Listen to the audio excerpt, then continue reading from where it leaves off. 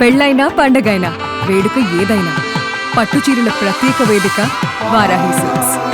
ఏదైతే తూర్పు పశ్చిమ కృష్ణా జిల్లాల ఆక్వా రైతు సంఘాల ప్రతినిధులు మరి ఆక్వా సంఘ సభ్యులతో ఈరోజు ఇక్కడ ఒక మీటింగ్ సమావేశం ఏర్పాటు చేయడం జరిగింది. దానికి కారణం మీ అందరికీ తెలుసు. గత 10-15 రోజుల నుంచి ఏదైతే కౌంటు రేటుకి 50 రూపాయలు తగ్గి రైతు ఇబ్బంది పడుతున్నాడో, మరి ఇటువంటి పరిస్థితుల్లో ఏదైతే ఈ ప్రాసెసింగ్ ప్లాంట్లు ఫీడ్ ప్లాంట్లు సిండికేట్గా మరి తయారయ్యి రైతుల్ని కనీసం కొనే పరిస్థితి లేకపోవడంతో రైతులు రోడ్డెక్కి మా పరిస్థితి ఏంటని చెప్పేసి ఏదైతే ఆందోళన చెందుతున్నారో, మరి దానికి అనుగుణంగా ఈరోజు మా 3 జిల్లాల ప్రతినిధుల మీద ఒక నిర్ణయం తీసుకోవడం జరిగింది. అది రేపు ఏదైతే 22వ తారీఖు ఆదివారం మరి ఉదయం 9 గంటలకి ఏదైతే వీరవాసరంలో తులసి కళ్యాణ మండపం నందు ఏదైతే ఈ రాష్ట్ర స్థాయి ఆక్వా రైతు సంఘాల ఆధ్వర్యంలో మొత్తం రైతు సంఘ సభ్యులతో ఒక 5,000 నుంచి 10,000 మంది హాజరయ్యే విధంగా ఒక సమావేశం ఏర్పాటు చేయాలని చెప్పి ఈరోజు తీర్మానించడం జరిగింది. దాంట్లో ముఖ్యంగా ఏదైతే ఎజెండా ఉందో, ఒకటి ప్రభుత్వం ఏదైతే రైతులకి మనకి మేలు చేసే విధంగా ఏదైతే పెండింగ్లో ఉన్నాయో మరి ఆ ప్రభుత్వం రైతుకి చేసే విధంగా మరి ఏదైతే సబ్జెక్ట్స్ మరి మనం గతంలో చెప్పాం, కోల్డ్ స్టోరేజ్ ఏర్పాటు చేసి ఇటువంటి ప్యాన్స్కి వచ్చినప్పుడు రైతును ఆదుకునే విధంగా కోల్డ్ స్టోరేజ్ ఏర్పాటు చేయాలని గతంలో కోరాం. అది తొందరగా అమలు చేయాలని చెప్పేసి దాని మీద, అలాగే ఏదైతే ఇప్పుడు ఉన్న ఈ 150 స్టేట్లో ఏదైతే 100 నుంచి 150 దాకా ఉన్నాయని అంటారు ప్లాంట్లు, ప్రాసెసింగ్ ప్లాంట్లు, అందులో ఒక 60 నుంచి 70 ప్లాంట్లు అయితే డైరెక్ట్గా రైతు దగ్గరకు వచ్చి లైవ్ వేవ్మెంట్ గ్రేడర్ని పంపి కొంటున్నాయి.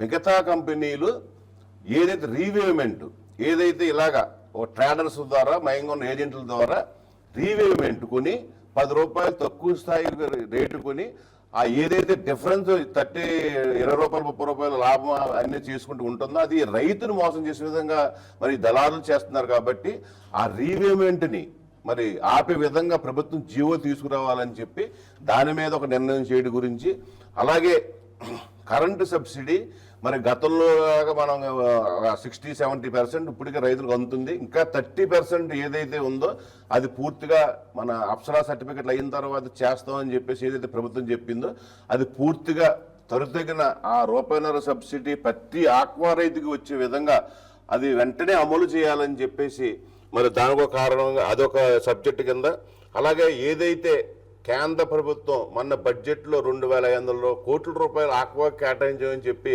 ఏదైతే సెంట్రల్ చెప్పిందో మరి ఆ 2,500 కోట్లు మన ఆంధ్ర షేర్ ఎంతో మరి చూసి ఈ ఏపీ గవర్నమెంట్ కూడా ఆ సబ్సిడీ ఏదైతే రైతులకు అందాలో అది ఓన్లీ ప్రాసెసింగ్ ప్లాంట్లు, ఫీడ్ ప్లాంట్లు, హ్యాచరీసు లేకపోతే ఐస్ కోల్డ్ స్టోరేజ్లే కాకుండా రైతుకు కూడా ఆ సబ్సిడీ అందే విధంగా రైతు కంటే చాలా ఉంటాయి. గతంలో మనకి ఎలక్ట్రికల్ ట్రాన్స్ఫార్మర్కి 2014-19లో సబ్సిడీ ఉండేది.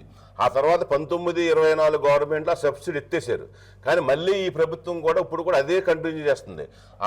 ఏదైతే ఆ ట్రాన్స్ఫార్మర్కి ఏదైతే సబ్సిడీ ఉందో అటువంటి సబ్సిడీలు వచ్చే విధంగా, అలా ఏరేటర్స్ కానీ లేకపోతే మనం ఏ ఖర్చు చేసినా సరే లక్షల మీద ఉంటాయి. దాని మీద కూడా రైతుకి ఎంతో కొంత ఈ సబ్సిడీ విధానంలో కనుక స్టేట్ గవర్నమెంట్ కల చేసుకుని వచ్చే విధంగా ఉంటే కనుక ఎంతో కొంత రైతుకి మేలు జరుగుతుంది. కాబట్టి ఆ రకంగా సెంట్రల్ ఫండ్స్ని స్టేట్ గవర్నమెంట్ కలిపి రైతులకు అందే విధంగా మరి అది అమలుపరచాలని చెప్పేసి మనం చేయడం, అలాగే ఏదైతే మనం ఏప్రిల్ నెలలో మరి కాలువలు కట్టేయడం, ఆ తర్వాత మన కరెంటు విపరీతమైన డెఫిసిట్లోకి వెళ్ళి ప్రభుత్వం కూడా ఎక్కువ అధిక రేట్లకి మరి కరెంటు కొని సప్లై చేయటం, ఆ టైంలో గ్రామాలకు కానీ టౌన్కి కానీ కరెంటు కూడా సరైన ఉండకపోవడం వల్ల చాలా ఇబ్బందికర పరిస్థితుల్లో ఆ రోజు పరిస్థితి ఉంటుంది.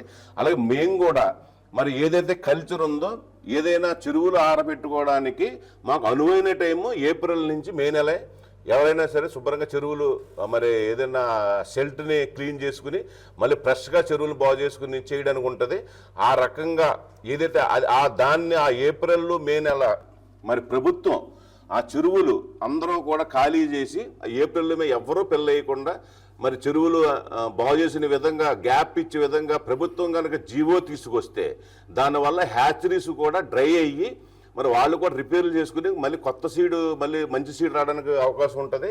ఏదైతే ఈ ప్రాసెసింగ్ ప్లాంట్లు ఫీడ్ ప్లాంట్లు కూడా ఆ 2 నెలలు గ్యాప్ రావడం వల్ల కొద్ది వ్యత్యాసం వచ్చి రైతుకు అనుగుణంగా ఉంటుంది కాబట్టి అది రైతు సంఘాలుగా మీ అమలుపరచలేము. కాబట్టి ప్రభుత్వం కనుక జీవో తీసుకొస్తే ఇటు ప్రభుత్వానికి మేలు, ప్రభుత్వం కూడా ఆదాయం వస్తుంది. అలాగే ఒకేసారి కనుక ఆ 2 నెలల్లో కనుక మనం కనుక చెరువులు ఆపితే టోటల్ స్టేట్లో ఎక్కడ వైరస్ అనేది కిల్ అయిపోతుంది. కాబట్టి దీనివల్ల ప్రభుత్వానికి రైతుకి అందరికీ ఉపకారం. కాబట్టి ఆ రకంగా జీవో తీసుకురావాలని చెప్పి అదొక ప్రధాన డిమాండ్గా మరి ప్రభుత్వాన్ని కోరడం జరుగుతుంది. అలాగే ఇంకొకటి ఏంటంటే ఏదైతే ఈరోజు యుద్ధం పేరుతో లేకపోతే ఏదో మనం రేటు 50 రూపాయలు తగ్గించారు, కానీ గతంలో కూడా ఏదో ఒక సిచ్యువేషన్ వచ్చినప్పుడు ఆ వంక పెట్టుకుని మరి సిండికేట్గా మాదిరి ఇలాగ మనల్ని రేటు తగ్గించేస్తున్నాయి. మరి ఏదైతే ఇలాగ వాళ్ళందరూ ఒక 150 ప్లాంట్లు ఉన్న వాళ్ళు సిండికేట్గా తయారయ్యి ఇంత శాసించినప్పుడు ఇన్ని వేల మంది రైతులు మనం ఉండి మనం ఎందుకు చేయలేము? అలాగే వాళ్ళు ఎలాగైతే సిండికేట్గా మాదిరి ఇబ్బంది పెడుతున్నారో మనం కూడా ఒక 2-3 ఫీడ్ ప్లాంట్లని 2-3 మన ప్రాసెసింగ్ ప్లాంట్లని మనం అనుకుని బ్యాన్ చేద్దాం. వాళ్ళ దగ్గర ఫీడ్ కొనొద్దు, వీళ్ళకి సరుకు పట్టొద్దు అని ఏదైతే మరి రైతుల నుంచి వచ్చిందో దాని మీద కూడా ఒక సబ్జెక్టుగా పెట్టి మరి దాని మీద కూడా ఏంటనేది మనం ఒకసారి నిర్ణయం తీసుకుని దాన్ని అమలుపరిచే విధంగా ఒక ఎజెండాతో మరి దాని మీద కూడా వెళ్ళడం జరుగుతుంది. అలాగే ఏదైతే మనకి హ్యాచరీస్ ఉన్నాయో ఇవాళ ఉన్న పరిస్థితుల్లో అందరూ కూడా ఒక సయాక్ అనే బ్రోడర్ని మొత్తం దేశంలో ఉన్న ఈ రాష్ట్రంలో ఉన్న రైతులందరూ కూడా అదే సయాక్వాన్ని వేస్తారు. దానివల్ల విపరీతమైన డిమాండ్ పెరిగి మరి ఏదైతే చిన్న రయ్యి కూడా ఇవాళ దాని నుంచి తల్లి రయ్యి నుంచి తీసి పిల్లల్ని తీసి ఇవాళ ఈహెచ్పి సీడ్ వచ్చి కనీసం సీడులోనే 80% రైతులు నష్టపోతున్నారు. అటువంటి హ్యాచరీస్ మీద మరి సరైన ఇది లేక హ్యాచరీస్ వల్ల ఇబ్బంది పడే పరిస్థితులు రైతులు ఉన్నాయి. కాబట్టి వాటి మీద కూడా ఎవరైతే కనుక మరి క్వాలిటీ లేని సీడ్ ఇచ్చి రైతుని ఇబ్బంది పెడతారో అటువంటి హ్యాచరీస్ మీద కూడా మన రైతు సంఘాలు మరి నిర్ణయం తీసుకునేలాగా మనం దాన్ని కూడా అమలు చేయాలని చెప్పి అదొక ఎజెండాగా కూడా హ్యాచరీస్ మీద పెట్టడం జరిగింది. అలాగే ఈ ప్రాసెసింగ్ ప్లాంట్ ఫీడ్ ప్లాంట్లే కాదు, హ్యాచరీసే కాదు, ప్రభుత్వమే కాదు, రైతుల్లో కూడా కొన్ని తప్పులు ఉన్నాయి. ఆ రైతు తప్పులను కూడా మేము సరి చేసుకోవాలి ఉద్దేశంతో ఎవరైతే ఇలాగ ఒక మీటింగ్ పెడతాం, మీటింగ్కి ఎవరైతే రాని సభ్యులు అలాగే ఇప్పుడు రేపు పొద్దున్న ఆ మీటింగులో కొన్ని మనం అందరి సహకారంతో కొన్ని నిర్ణయాలు చేస్తాం. ఆ నిర్ణయాలను కనుక ఏ ఒక్క రైతైనా సరే అమలు చేయకపోతే ఆ రైతును కూడా ఈ సంఘాల నుంచి వ్యవస్థ నుంచి బ్యాన్ చేసి వాళ్ళ మీద కూడా మేము యాక్షన్ తీసే విధంగా ఆయాల కూడా ఒక నిర్ణయం చేయడం జరుగుతుంది.